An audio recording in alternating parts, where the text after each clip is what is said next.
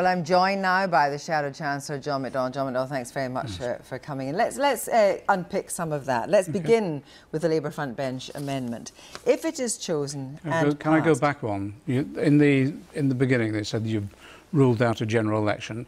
We haven't ruled out the potential of a general election. In fact, the Conservatives are preparing for a general election from what we know. It's looking unlikely at the moment, as I think, in what we see. The Conservatives are actually preparing for one. We saw 2 emails go out yesterday raising funds for a general election. They're doing their selection of candidates. I don't want to contradict you. I'm just saying it's not ruled out completely. It may not be ruled out completely, but it is increasingly unlikely. So let's go through some of your own... I don't think it is increasingly unlikely. Let's go through some of your own positions. Neither do the positions. Conservatives. Sorry to interrupt. Thank go you. on, press on. Right, well, let's deal with the Labour front bench amendment first of all. If it is chosen and passed, it would require major renegotiation with the EU. I have the amendment in front of me.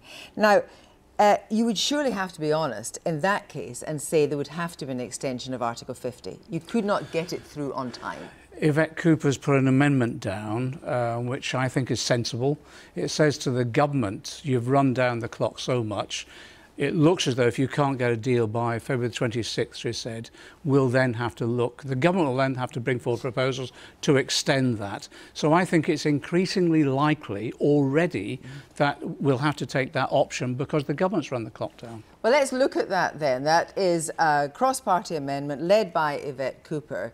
Will you back that amendment? Will you vote for that amendment if it's taken? We'll go through our normal process of consultation, then determine on the whip. But I think it's a sensible proposal. I mean, your own Shadow Business Secretary this morning actually called it a fantastic amendment. If it's a fantastic amendment, you're surely going to back it. Highly likely. We have to go through our own processes, though, within the party of how we determine. That's how we've held people together. So I think it is sensible.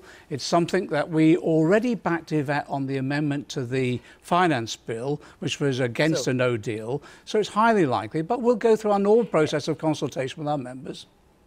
You will not have the time to go through all the normal process. What I'm just asking you is that I think the clarity that people want now, and I think you talk to people on the street and they want some clarity. And what I'm asking you is, will you whip Labour MPs to back the Yvette Cooper amendment? The process is straightforward.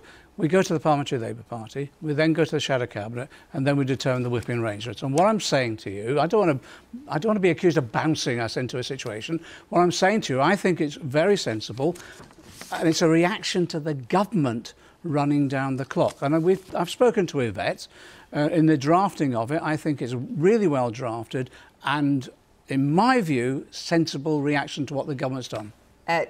Does Jeremy Corbyn agree with that? Yes. So, therefore, you're all happy, if necessary, to back Yvette Cooper's amendment, which will see Article 50 extended probably to at least December. Well, no, what Yvette has said is until December, but that's negotiable, and that could be amended in itself. So she's interested in the debate around the timescale on that, about what's realistic, either 3 months, 6 months, or 9 months, or whatever. And that's part of the discussion that we'll have with Yvette and with others. But in the bill, it's the end of December, so why not just say it's the end of December? Because if we could shorten that, and she's open to that discussion and that amendment, we would do. So might you suggest to Yvette Cooper that if she wants your support, she has to shorten the time frame? No, not at all, no. Well, we'll try and come to an agreement. No, we'll come to an agreement on that. The way we've held our party together is to ensure that we have open discussion and reach agreement and consensus. That's what we're doing here.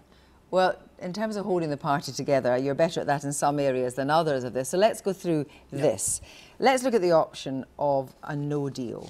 The former Shadow Minister, Chris Williamson, who, as you know, is one of the most pro-Jeremy Corbyn backbenchers you can find, said earlier today that the threats of no deal impacting the economy are being overplayed. Do you agree with that? All I'm doing is... I think actually the threat of no deal could be catastrophic. So you disagree with him? Yes, I do in this sense, because all I'm basing my judgment on is the assessment from the Treasury, from the Bank of England, CBI, and our own trade unions as well. And so I think we all have to come to our own judgment on this matter. I look at it as Shadow Chancellor, I think it could be really catastrophic for jobs and the economy. In your own constituency, the majority of your constituents voted leave. Yeah. And I wonder what you think about the idea that if you are adamant that a no-deal Brexit would be catastrophic, are Labour members, some of them your constituents, are people that supported you in the country who are not so scared of a no deal, Are they wrong? Because actually, I thought it was small figures. In the most recent ICM poll, the majority of voters who voted for anything voted for a no deal. I think we all have to come to our view on this. I'm sure some of my constituents will think... to 8%. Yeah, some of my constituents will think that a no deal will not harm the economy. I'm saying, as the local MP and as the Shadow Chancellor who's looked at these matters, it will, and therefore we need a deal which will protect jobs in the economy, and that's what Labour's been advocating. So do you agree with Theresa May when she said that a no deal would threaten social cohesion? Is that your view too? I think it could cause political problems, certainly, because... Social cohesion, though? Well, I think there are real issues there about... if you have an economy which is so dramatically impacted upon, where people have their jobs cut, their wages cut, etc., of course that has an impact on how our society operates. And what we've got to try and do is arrive at a situation where we protect jobs in the economy overall for everybody, and that's been Labour Party policy. And we've brought our party together but she on actually that said basis. That about a second referendum as well. That... Well, I don't agree with that, but what I actually do believe, though, that we're facing with a no deal potentially quite catastrophic consequences for people's living standards. That's why we've said we've got to avoid it. And I think there's a majority in Parliament for avoiding a no deal. So you would push for an amendment on a no deal? We have done. We did on the finance bill. We supported an amendment to prevent a no deal, and what we'll be seeking to do now is bring forward our own amendment next week, which basically says ruling out no deal, then opening up the options that are available to us of a deal, and yes, opening up the option that Parliament can then decide, if necessary, on a public vote. Let's return, though, to the Labour front bench amendment, and that was put down last night. What it says on the crucial question of Labour's approach to another referendum, it calls for legislating to hold a public vote on a deal or a proposition that has commanded the support of the majority of the House of Commons. Put that in simple English. What does that mean? OK, what we've said, if you look at the amendment as a whole, we've put forward our proposal on what we're saying. Basically, Parliament should have a look at all the options. So we've put forward our own proposal as an option. You've seen it, which is customs union with a say on trade deals, close and collaborative relationship with the single market, and the protection of the regulations with regard to employment, consumer and environmental rights. But we've also said as an option that actually Parliament should have the option before as of a public vote on any deal that is then possibly agreed by Parliament. Yes, or but proposition to that. But what that does not say is that on the ballot paper for another referendum would be a Remain option. Well, it said at conference that all options would be on the table. So I want you to be clear. Does your amendment deliver what Keir Starmer wants, which is a public vote with Remain on the ballot? Yes, it does. Because if a deal doesn't get voted upon, you've got status quo, which is Remain. So there will absolutely be, if there is another referendum, there will be an option on a ballot paper to remain within the European Union. Parliament will determine what will be on the ballot paper, but Labour will push for that. The interpretation of our amendment is straightforward, which is we're putting forward a deal which we think will work. If we also want Parliament to have the option, if necessary, of a public vote on a deal or proposition, but if that isn't carried, of course, the status quo remains. So Remain is the status quo. And so it'll be absolutely clear that that will be a possible outcome of the ballot. Because if you don't vote for a deal, well, therefore, the status quo is Remain. You remain within the EU. So, in a way, if there was another referendum, it would just be a rerun of the first referendum, really? No, because I think what would happen is that our view is we have a deal that we think the majority in Parliament to support. If there isn't, Parliament will always have the option, therefore, of going back to the public with a deal, we believe, that will go through Parliament. But if you look at that deal, at the moment, there is no majority for aspects of any deal that you would want, which include a customs union. And that's where we're at the moment. And I think what Parliament now, and this is why we put the amendment down, Parliament is beginning to take control back from the government because the government is unable to deliver a deal. So what we've said is, here's one option. There'll be other options that come forward. And you'd be happy with Parliament taking back control if it was a minority Labour government? Well, we're in a situation on this particular issue now where Parliament has got to take control because the government has failed so dramatically. And that would be precedent, of course, for any future government. Well, on this issue in particular, it's such a major constitutional issue now. We've got a failing government, one you've described in disarray. So now, who's going to succeed? Parliament is going to act now, listen to what Labour's options are, and there'll be other options brought forward Let's as well. look at your own shadow front bench. Deeply unhappy, many of them, about the idea of a second referendum, another referendum. Deeply unhappy at a meeting today. A number of different names there. Also, we're in a situation where the figureheads of a people's vote, as it's called, are people like Tony Blair, John Major, Roland Rudd, Amber Rudd's brother, and so forth. These are the very elites, aren't they?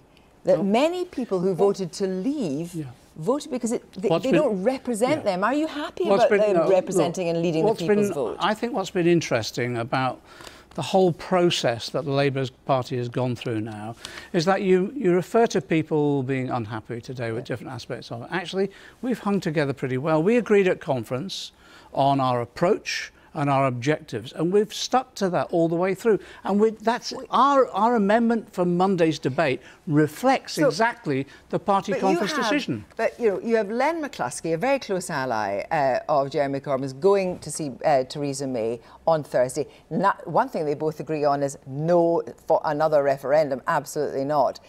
Jeremy Corbyn should be in there. He is the leader of the opposition, Her Majesty's opposition, at a time of national crisis.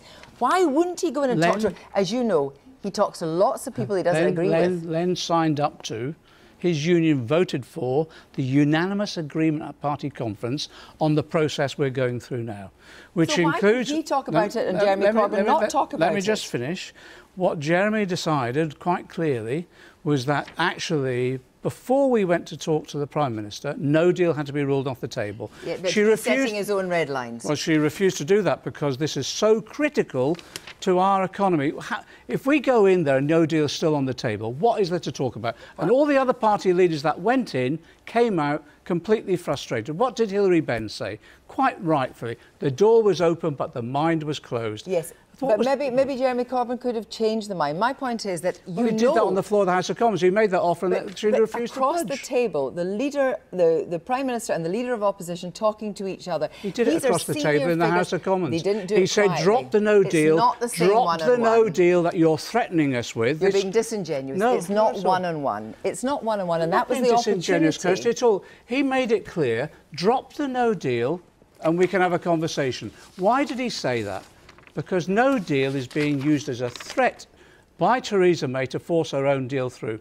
And it is so irresponsible for a Prime Minister to put our economy and people's jobs and livelihoods at risk. She should have dropped it and we could have had a discussion. Jeremy Corbyn could have had a discussion. He has said throughout his life he makes it a point to speak to people with whom he does not necessarily agree. Surely a statesmanlike position would have been for the leader of the opposition in a time of national crisis to speak privately to the Prime Minister. Statesmanlike position is to do everything you possibly can to protect your country's economy and its people and their livelihoods. He's got to use every mechanism he possibly can to say to the Prime Minister, we will not tolerate in Parliament this no deal. We will not let you break our economy, so drop the no deal and then we can have a conversation. And what was interesting, as I said before, every other party leader that went in for those came out and said that was pointless. So is Len McCluskey right to go in? Len McCluskey is going in. Is he right to go in? He's going in on behalf of his members to negotiate. Often people that support Labour. He's going in on behalf of his members to negotiate around those issues around employment regulations.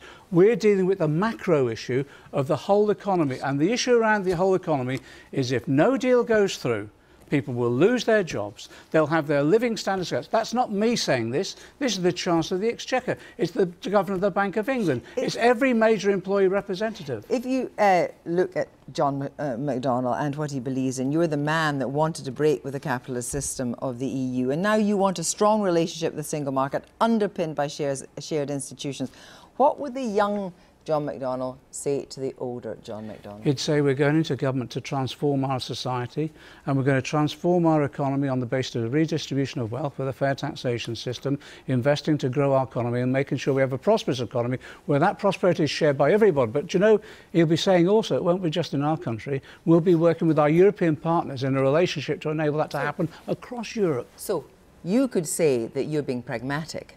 So why is your leader, Jeremy Corbyn, not failing to cross those red lines and not having discussions about the future of the country in a pragmatic way for the good of the people? Kirsty, what is more pragmatic than trying to ensure a Prime Minister drops the proposal she's putting forward, like a no deal, to destroy our economy. What is more pragmatic than this? I think the stand he took is now being proved right, because actually now we're mobilising within the House of Commons to ensure that there is no deal. We'll have an overwhelming majority. The person who will be isolated will be the Prime Minister. In a way, though, would it not suit Labour to have a no deal as long as no blame attached to Labour? No, because the consequences are too severe.